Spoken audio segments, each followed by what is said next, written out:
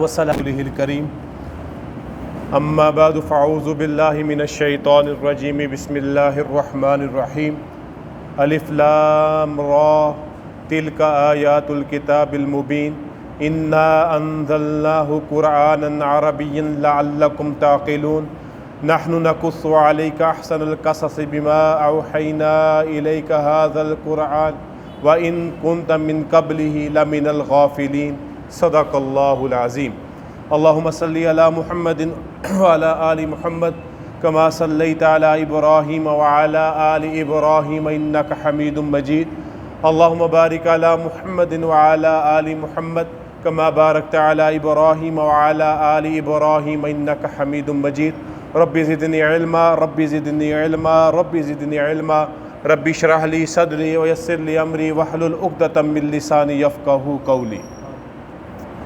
بسم اللہ الرحمن الرحیم۔ اللہ کے نام سے شروع کرتا ہوں جو نہایت مہربان اور بہت زیادہ رحم کرنے والا ہے۔ قرآن مجید کی 114 صورتیں ہیں اور ان میں سے 113 صورتوں کو یہ شرف حاصل ہے کہ ان کے شروع میں بسم اللہ الرحمن الرحیم ہے۔ نبی کریم صلی اللہ علیہ وسلم ارشاد فرماتے ہیں کل امر ذی بال لم یبدأ بسم اللہ ہوا اقطع او ابتر او کما قال النبی صلی اللہ علیہ وسلم، ہر عظمت والا کام، ہر شان والا کام اگر وہ بسم اللہ سے نہ شروع کیا جائے تو وہ بے برکتہ ہوتا ہے، وہ دم کٹا ہوتا ہے۔ لہٰذا اسی سنت مبارکہ پر اور اللہ رب العزت نے قرآن مجید کی 114 میں سے 113 صورتوں کے شروع میں جب صورتوں کا آغاز کیا تو ان کلمات کے ساتھ سوائے سورہ توبہ کے۔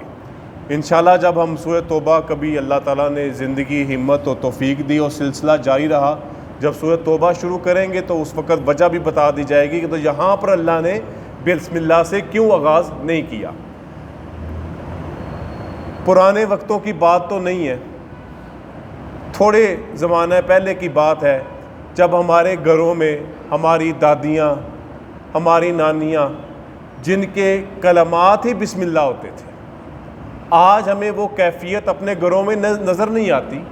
آج یہ الفاظ ہمارے گھروں سے غائب ہو چکے ہیں اور ایسا ہو چکا ہے جیسے اونقا پرندہ ہوتا ہے۔ اونقا پرندہ ایسا پرندہ، اس کا وصف ہے وہ اتنا بلند اڑ جاتا ہے کہ آنکھوں سے بھی اوجھل ہو جاتا ہے۔ آج ہماری کیفیت گھروں میں برکت کے حوالے سے، رحمت کے حوالے سے کافی ہی بری ہے، اور اس کی وجہ بھی یہی ہے کہ ہم نے اپنے کاموں میں اللہ کا نام لینا بند کر دیا ہے۔ اور یقیناً اللہ کے نام سے جو کام شروع کیا جائے اور حدیث مبارکہ کے مطابق اور سنت رسول صلی اللہ علیہ وسلم کے مطابق اس میں برکت ہی برکت ہوتی ہے، اس میں خیر ہی خیر ہوتی ہے۔ اسی طرح اسی بسم اللہ کے حوالے سے جب ہم کھانا کھاتے ہیں تو ہمیں وہاں پر بھی یہ تعلیم کی گئی ہے کہ ہم کھانے کے ابتدا میں بسم اللہ وعلی برکت اللہ جیسے جملوں کو پڑھ لیا کریں۔ اس کا فائدہ کیا ہوتا ہے؟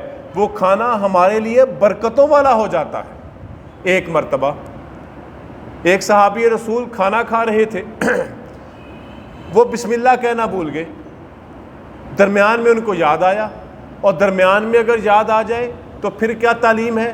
بسم اللہ اولہ و آخرہ۔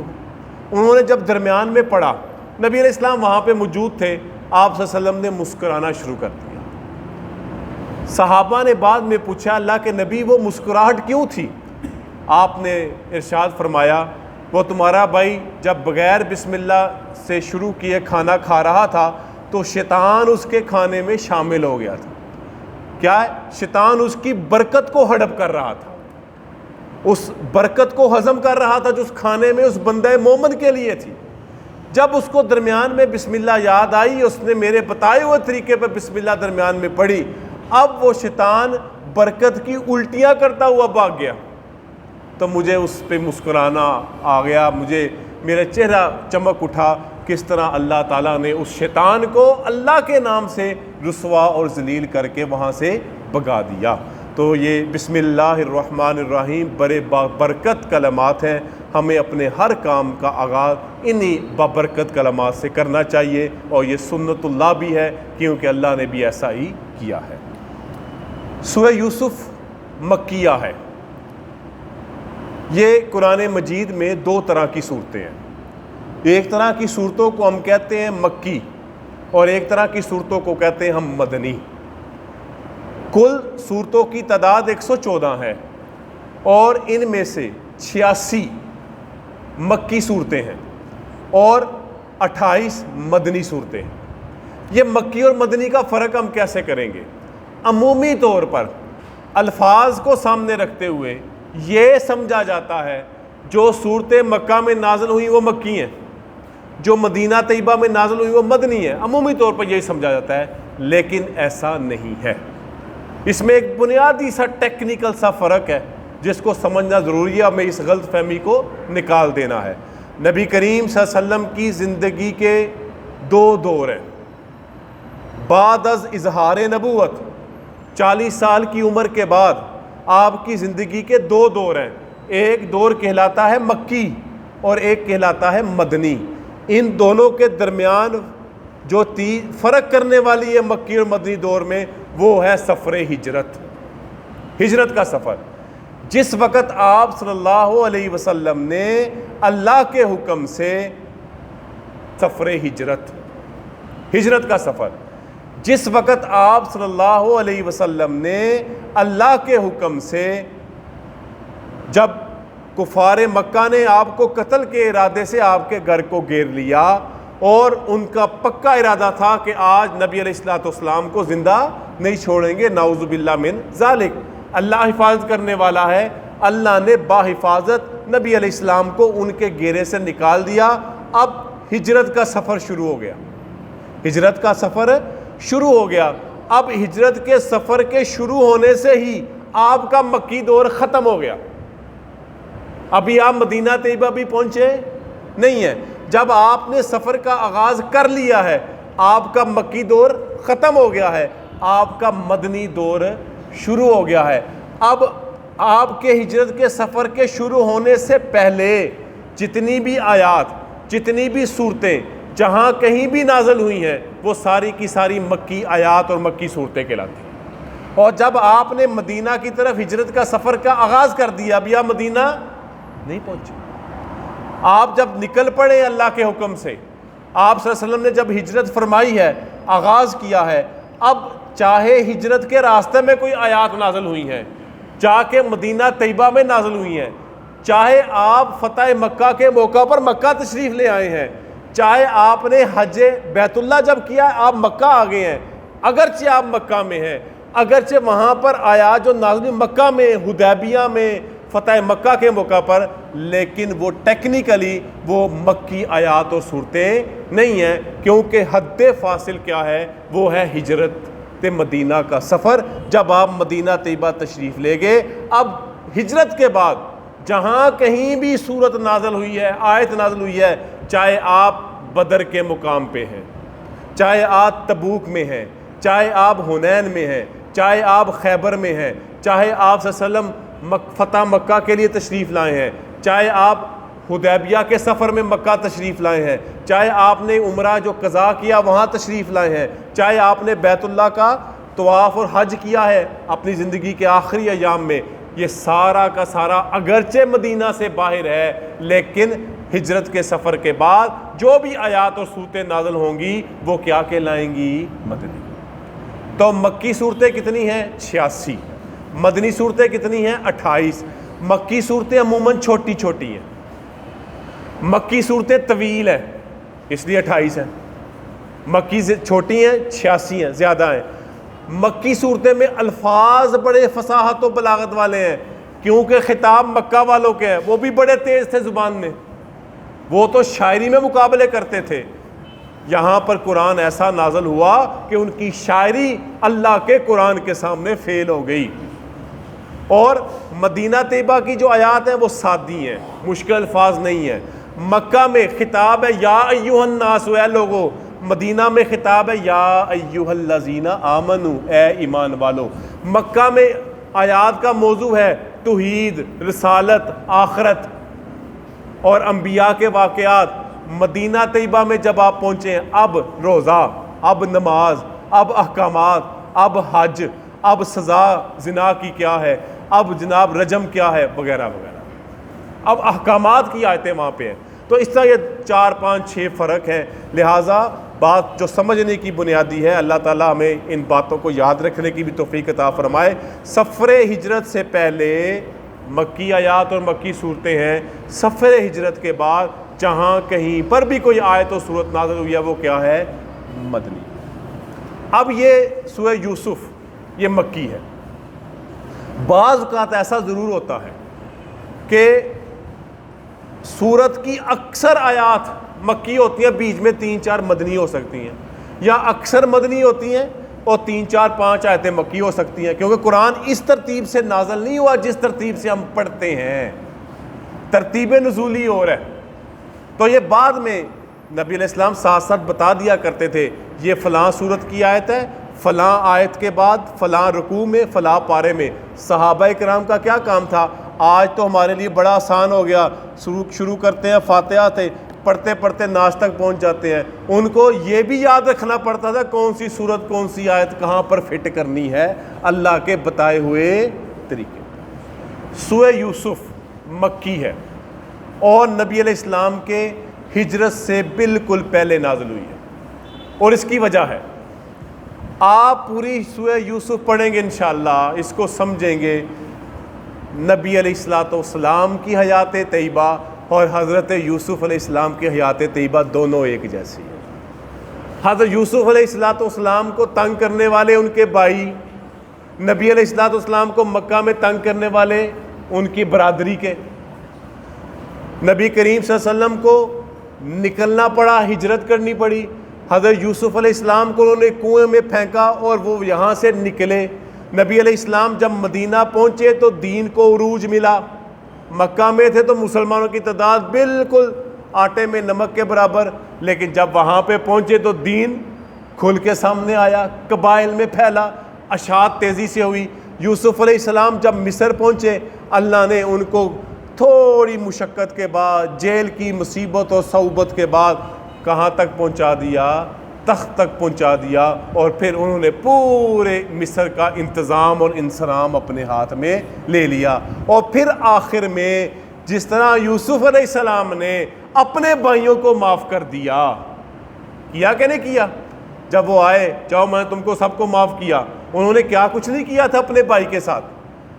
اسی طرح نبی علیہ السلام نے فتح مکہ کے موقع پر جب سارے قریش مکہ، یوسف مکی دور کی آخری صورتوں میں سے ہے. یہ نبی علیہ السلام کے لیے تسلی ہے، آپ فکر نہ کریں. آپ سے پہلے بھی آپ کا ایک پیغمبر بھائی، یہ انبیاء آپس میں بھائی ہیں، تو آپ کا ایک بھائی پہلے بھی آپ اپنے خاندان والوں سے تنگ ہوا، اس کو کیا کچھ نہیں کرنا پڑا. پھر وہ جب وہاں پہ پہنچا تو اللہ نے اس کو پھر عروج عطا کیا. آپ بھی فکر نہ کریں. آج یہ مشکل کے دن ہیں، جب آپ کے لیے آسانیاں آئیں گی، یہی لوگ پھر آپ کے سامنے سر جھکائے کھڑے ہوں گے. الف لام را تلک آیات الکتاب المبین. الف لام را یہ حروف مقطعات ہیں. حروف مقطعات کسے کہتے ہیں؟ مقطعات کہتے ہیں جس کو ٹکڑے ٹکڑے کر کے پڑھا جائے. ہم کبھی بھی ان جیسے الفاظ کو جوڑ کے نہیں پڑھتے. کبھی ہم نے پڑھا علم، الف لام میم کو کیسے پڑھتے ہیں؟ الف لام میم. اس کو کبھی پڑھا الر، کیا پڑھتے ہیں؟ الف لام را. اس کو اسی یاسین کو ہم کہا یس. کتنے اس طرح کے الفاظ ہیں جو لوح قرآنی کی صورت میں ہم نے برکت کے لیے اپنی دکانوں میں لٹکائے ہوتے ہیں. تو اسی طرح یہ حروف مقطعات ہیں. ان کا معنی اللہ رب العزت کو معلوم ہے، اور اللہ رب العزت نے امانتاً حضور اکرم صلی اللہ علیہ وسلم کو بتلایا ہوا ہے. اور ان کے معنوں میں پڑھنا، اس کی تحقیق کرنا یہ مناسب نہیں ہے. یہ قرآن کے راز اور بید ہے، ان کو قرآن کے راز اور بید ہی رہنا چاہیے. حضرت ابوبکر صدیق رضی اللہ تعالیٰ عنہ نے یہ فرمایا کہ جس طرح ہر چیز کے کچھ نہ کچھ راز اور بید ہوتے ہیں، جیسے وہ ہم ایک بات کہتے ہیں نا کہ بلی شیر کی خالہ. بلی نے شیر کو ہر چیز سکھا دی. اب جب سیکھ لی نا شیر نے, اب شیر بلی کو ہی جھپٹ پڑا, بلی چڑھ گئی درخت. شیر کہتا ہے خالہ جی سب کچھ سکھا دیا, درخت پہ چڑھنا نہیں سکھایا. کہ اگر یہ بھی سکھا دیتی تو آج کیسے بچتی. تو ہر چیز کے کچھ داؤ پیچ ہوتے ہیں, کچھ راز ہوتے ہیں. اس قرآن کے راز اور بید یہ حروف مقطعات ہیں. اور اس سے ایک بات اور بھی سمجھ آتی ہے جو حدیث مبارکہ بھی اس کے حوالے سے بیان کرتی ہے. نبی علیہ السلام نے فرمایا قرآن مجید کے ایک ایک حرف کے پڑھنے پر کتنی نیکیاں ہیں؟ 10. مثال کیا دی؟ الف لام میم. الف ایک حرف ہے, لام ایک حرف ہے, میم ایک حرف ہے. کتنی نیکیاں ہو گئیں؟ کم از کم 30.